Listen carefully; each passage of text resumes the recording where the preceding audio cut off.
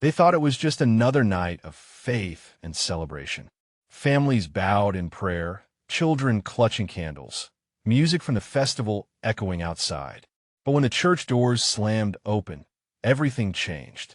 A young man with fire in his eyes stormed in, laughing, ready to tear apart what the town held sacred.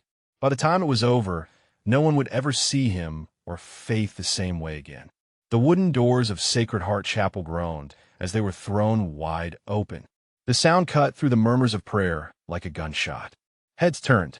Mothers instinctively pulled their children close.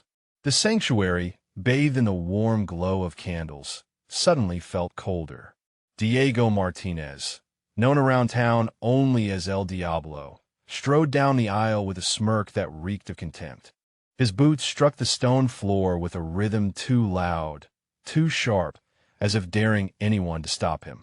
Behind him trailed 3 friends, young men just as reckless, their laughter bouncing mockingly off the stained glass windows. One of them, tall and broad, carried a beer bottle and, without hesitation, poured it out on the steps leading up to the altar. The smell of alcohol mixed with incense. A foul intrusion into the sacred air. Gasps rippled through the crowd. An old woman whispered a trembling prayer under her breath, clutching her rosary so tightly her knuckles turned white.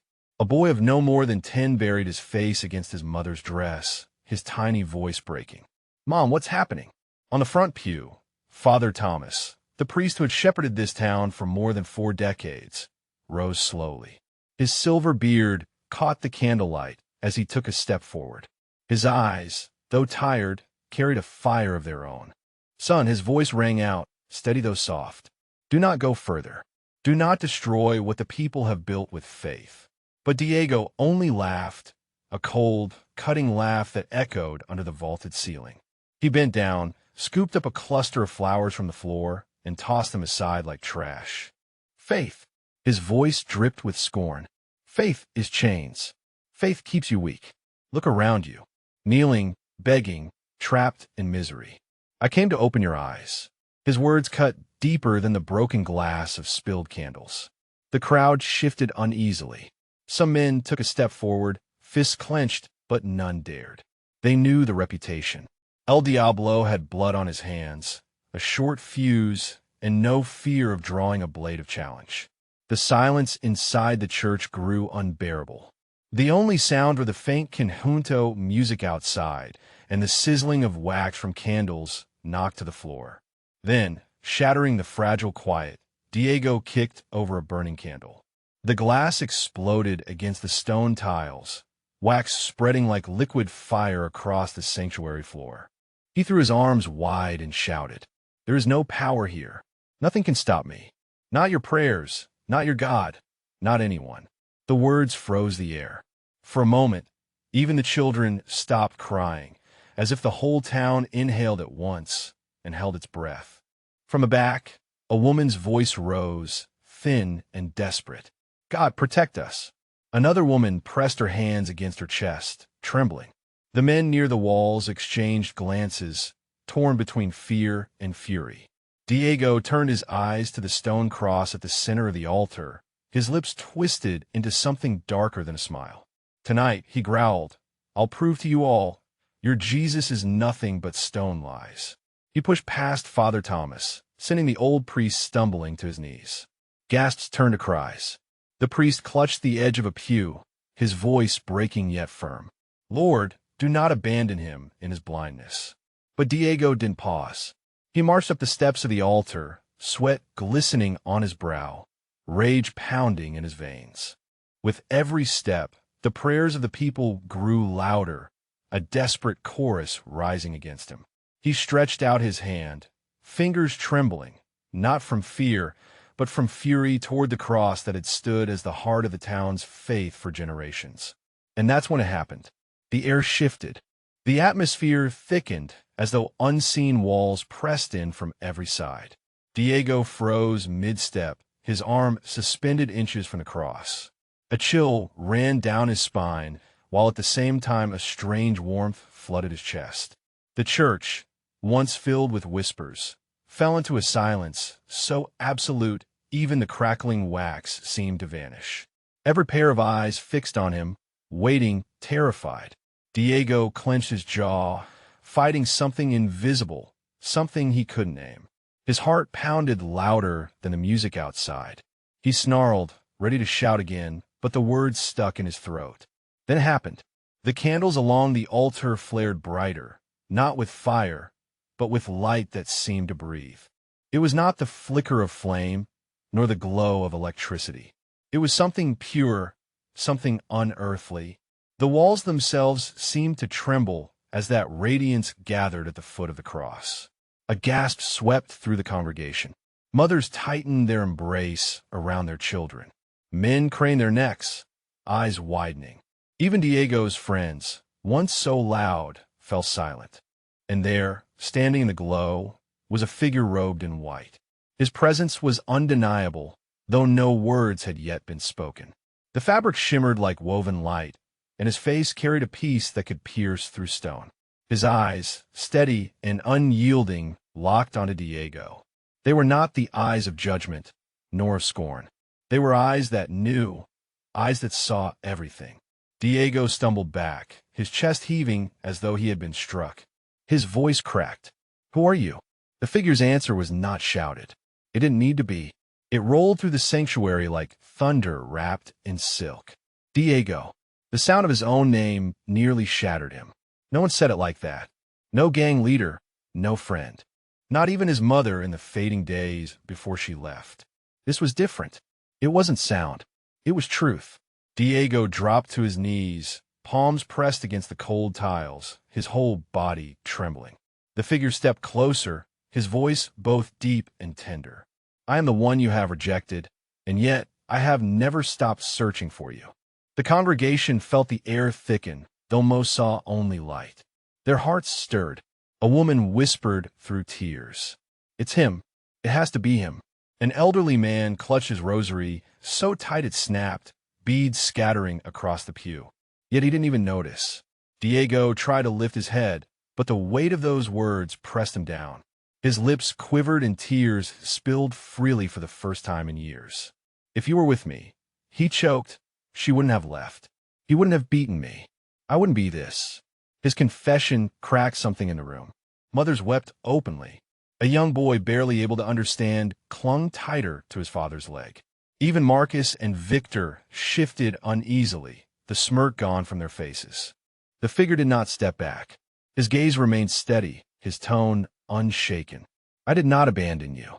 It was pain that blinded you, hatred that chained you. But even in your darkest nights, I was there." Diego's fist slammed against the stone. His cry tore through the sanctuary, raw and broken. "Then why can't I feel it? Why does all I touch turn to ruin?" The figure's hand extended, glowing softly, and for a heartbeat, Diego thought it might strike him, but instead, the voice spoke words that cut deeper than any blade. "You were not born to destroy. You were born to build." The sentence echoed like a hammer against an iron wall. Diego sobbed, shoulders shaking uncontrollably. His friends stared, speechless, as the man they had followed into violence now knelt shattered before something they could not understand. From the pews, Father Thomas whispered, his eyes wet with tears, "Thank you, Lord. Thank you for answering." The figure's light spread further, filling the sanctuary until it seemed the stained glass itself shimmered. For the first time, Diego did not feel rage clawing at his chest. Instead, a warmth flowed through him, terrifying yet undeniable. He lifted his face, tears streaked. "Why me?" he whispered. "Why appeared me of all people?" Jesus Christ looked upon him with compassion so fierce it nearly broke the room in two. Because even the hardest hearts can be made new, and yours, Diego, was never meant to be lost. The sanctuary was thick with silence, broken only by Diego's sobs against the cold stone. Moments earlier, he had stood defiant, ready to destroy. Now he was a man undone, clinging to words of mercy spoken by Jesus Christ himself. But as the glow faded and the figure of light withdrew, the people were left with the sight of Diego. Just Diego on his knees. And that was where the fracture began. From the back, A man's voice cut through. "Don't be fooled," he said sharply. "Tears don't erase years of violence." Murmurs spread, picking up momentum. Some nodded, others looked uncertain. A woman near the front clutched her rosary, shaking her head. "He destroyed homes. He threatened children. You expect us to believe a few minutes changed him." The skepticism cracked louder than the fireworks outside. Diego lifted his head, his eyes swollen, his lips trembling. He wanted to defend himself, to insist what he'd seen was real. But shame clamped his throat. His friend seized the moment. Marcus stepped forward, sneering. "Pathetic. The mighty El Diablo crying on the floor like a dog." Victor laughed bitterly. "What happened? Did the priest hypnotize you?" Their mockery stung not just for Diego, but for the people who dared to hope they had witnessed something holy. Diego's voice, raw and weak, broke the tension. "I'm not yours anymore," he whispered. "I don't want this life." The words silenced the sanctuary. Even his friends stopped laughing for a moment, stunned. Then Marcus snarled. "Then you're against us, and you know what happens to traitors." His threat hung like a blade over the room. Diego trembled but did not rise. For once, he didn't respond with fists or fire. He stayed on his knees. That was when another voice spoke. Unexpected, steady. It came from the pews. Sophia, a woman in her 40s with grief etched deep into her face, stepped forward. She had lost her only son in a street fight years before, a death whispered to have been sparked by Diego's gang. Her presence made the congregation stir. She looked at Diego, her eyes wet but fierce. "I buried my boy because of men like you," she said, her voice breaking. "For years, I prayed for strength not to hate you. Tonight, for the first time, I saw something different in your eyes. If Christ can speak to you, who am I to deny it?" Gasps rippled. Some shook their heads. Others wiped their eyes. Diego stared at her, stunned. "You believe me?" His voice trembled. Sophia's answer was slow, deliberate. "I don't trust you yet, but I believe him. And if he's calling you, then maybe your story isn't finished." Her words planted a seed in the room. Hope flickered where doubt had raged. Then from the far side, another figure rose. Gabriel, a young farmer no older than 20. His hands were rough from the fields, his shirt still stained with dust. He stepped into the aisle, eyes fixed on Diego.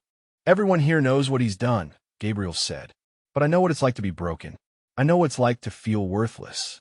If Christ didn't give up on me, why should we believe he'd give up on him?" The congregation buzzed, split in two. Some shook their heads in disbelief. Others felt their hearts softening despite themselves. Marcus cursed under his breath and yanked at Diego's arm. "Enough. Get up. Let's go." But Diego resisted, his body rigid, his eyes locking on Gabriel and Sophia. Days passed, and Diego returned. Not with fists, but with humble hands. He began rebuilding the altar he had tried to destroy. One by one, the townspeople joined him. Sophia brought bread. Gabriel offered corn from his fields. Others hesitated, watching, but slowly they stepped forward. By midday, the altar was alive again, covered not by extravagance, but by offerings of the people. Father Thomas stood at the steps, tears sliding down his silver beard. "This," he whispered, voice breaking, "is what faith was always meant to be." Outside, children ran through the plaza, laughing freely. Diego labored among them, carrying stone, lifting beams. An old woman who had once called him demon finally approached. "If Christ has chosen to forgive you," she said softly, "then perhaps I can learn to as well." Later, Diego walked alone down the main street. He touched the scar on his arm. "You were not born to destroy." He smiled through tears. The altar stood taller than ever, representing a faith that had faced hatred and answered with love.